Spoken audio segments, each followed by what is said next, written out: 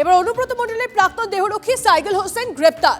টুলু মণ্ডলের দুর্নীতির কারবারে যোগে গ্রেপ্তার বলে অনুমান। গতকাল সাইকেলের ফ্ল্যাটে তল্লাশি প্রায় 22 ঘন্টা ম্যারাথন জিজ্ঞাসাবাদের পর গ্রেপ্তার। শহরে সোনার খনি কোথায়? গ্রেট ইস্টার্ন ট্রেডিং কোম্পানির কস্ট টু কস্ট অফারে, যেখানে সবাই পাবে অ্যাসিওরড গিফটস আর গোল্ডেন বক্স খুললেই জিতবে বাম্পার গিফট। সাথে EMI up to 36 months, cashback 26,000, exchange আর 75% পর্যন্ত ডিসকাউন্ট। তাই বলছি, এই ডিটেকটিভ দাদার পাক্কা পছন্দ। গ্রেট ইস্টার্ন ট্রেডিং কোম্পানির কস্ট টু কস্ট অফার। আজই যান গ্রেট ইস্টার্ন ট্রেডিং কোম্পানিতে। TNC apply.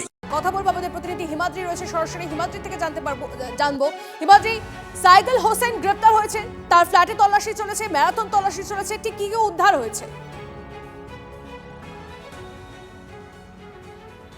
সাইকেল হোসেনকে গ্রেপ্তারের সময় পুলিশ সূত্রে আমরা যেটা জানতে পারছি, প্রায় 300-র কাছাকাছি জমি দলিল উদ্ধার হয়েছে, প্রায় 500 গ্রামের ওপর সোনা উদ্ধার হয়েছে, এছাড়াও প্রায় কয়েক লক্ষ টাকা সেখান থেকে উদ্ধার হয়েছে, এটা আমরা জানতে পেরেছি। এরপর কিন্তু আজকে তাকে তোলা হয়েছে বীরভূমের সিউড়ি আদালতে।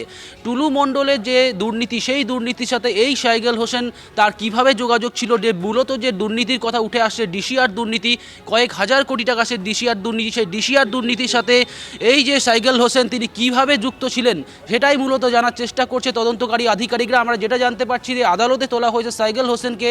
অনুব্রত মণ্ডলের প্রাক্তন দেহরক্ষী তাকে গতকাল 22 ঘন্টা জেরা করার পর গ্রেপ্তার করেছে এবং তাকে হেফাজতে নিচে যায় পুলিশ। কারণ মূলত পুলিশ এটাই জানার চেষ্টা করছে যে এই সাইকেল হোসেনের সাথে টুলু মণ্ডলের কিভাবে যোগাযোগ হয়েছিল, কখন যোগাযোগ হয়েছিল, সাইকেল হোসেন টুলু মণ্ডলের কোন কোন বিষয়গুলি দেখতেন, টাকা তার কাছে রয়েছে কিনা, লুকিয়ে রাখা রয়েছে কিনা, এই সমস্ত বিষয় কিন্তু তদন্তকারী আধিকারিকরা জানতে চাইছে। আমরা দেখেছিলাম এর আগে টুলু মণ্ডলের একাধিক ম্যানেজার, তার আত্মীয়, ঘনিষ্ঠ আত্মীয়, এই ধরনের একাধিক ব্যক্তিকে গ্রেপ্তার করা হয়েছে, তাদের বাড়িতে গিয়ে জেরা করা হয়েছে।